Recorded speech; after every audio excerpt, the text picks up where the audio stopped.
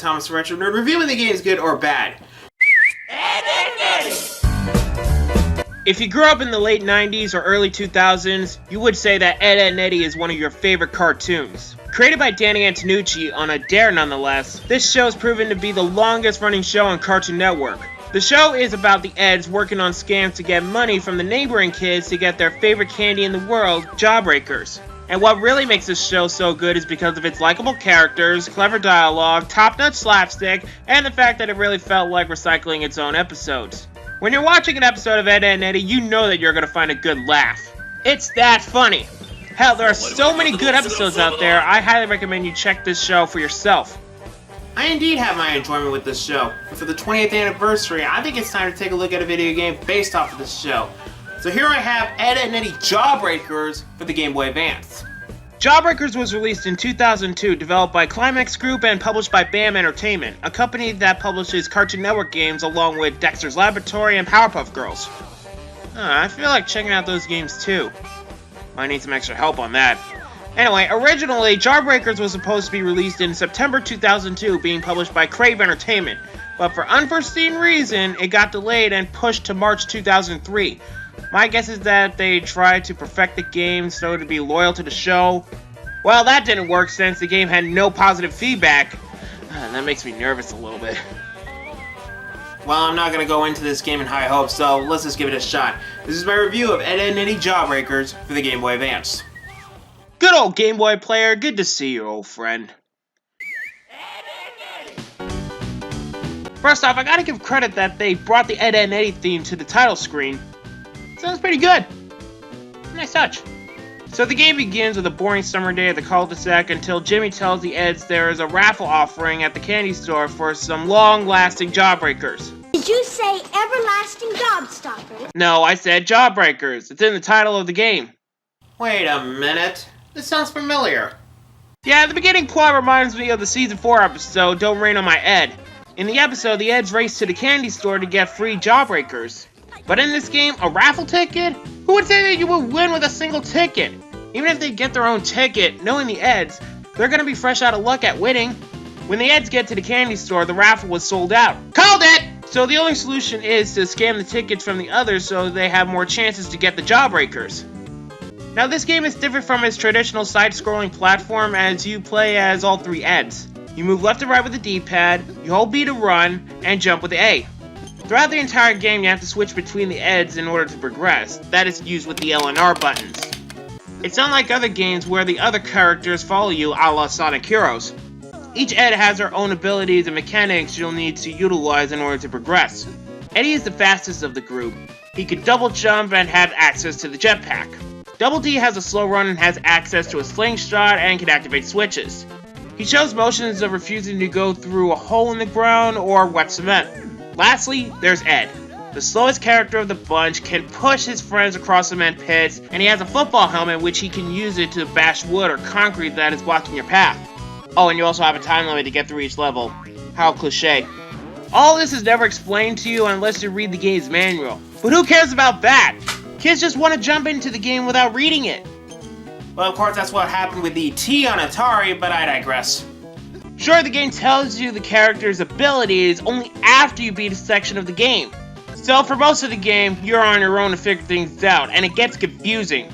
How come the game can't tell us that Double D is the only one to activate switches? That would have been very helpful throughout the game. Aside from Eddy, the other Eds control like shit.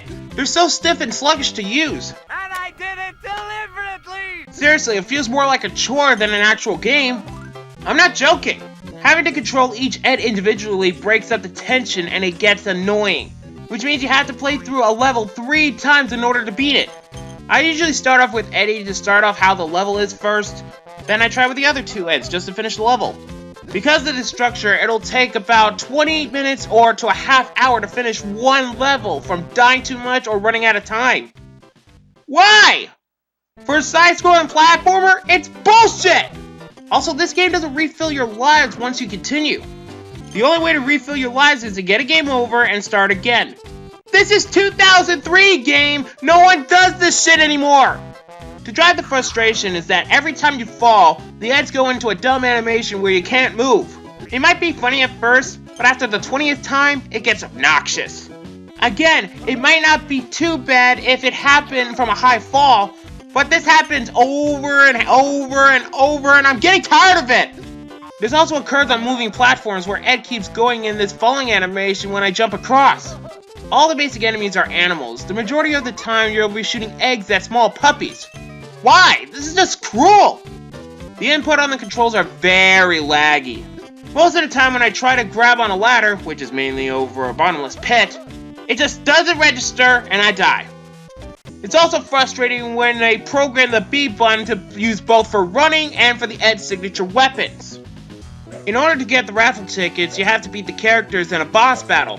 The only boss I ever fought in this game is Rolf, because I don't have the pleasure to beat this game at all. The game has a total of 24 levels to adventure through. I'm sorry, after trying to go through the Black Forest, I'm already wiped out!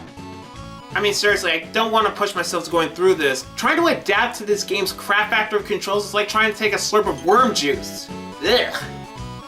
But I gotta admit, the soundtrack is pretty good.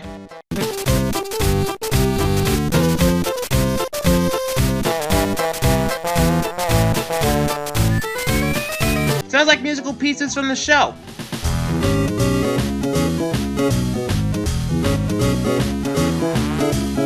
Looks like I found my newest earworm, folks.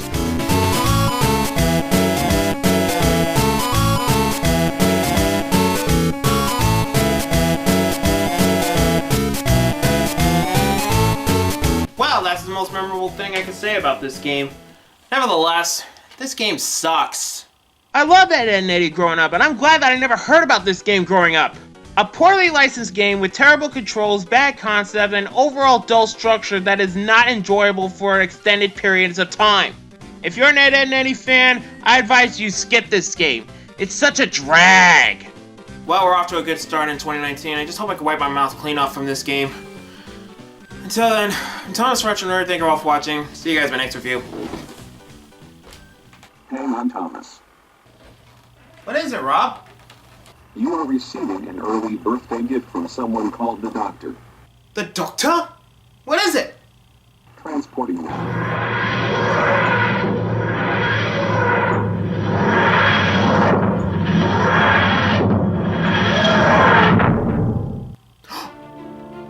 No way.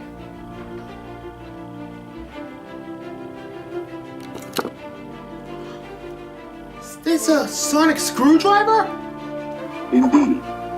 Turns out the Doctor found her old sonic screwdriver and decided to give it to someone who can take care of it. Alright.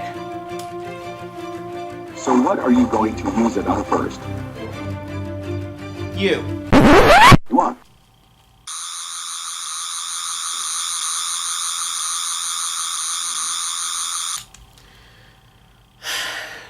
Anything here, but always. So far, you're clean. Why would you want to Sonic me? Well, I gotta be careful, Rob. I don't want you to run into any glitches during updates. So, best be safe than sorry.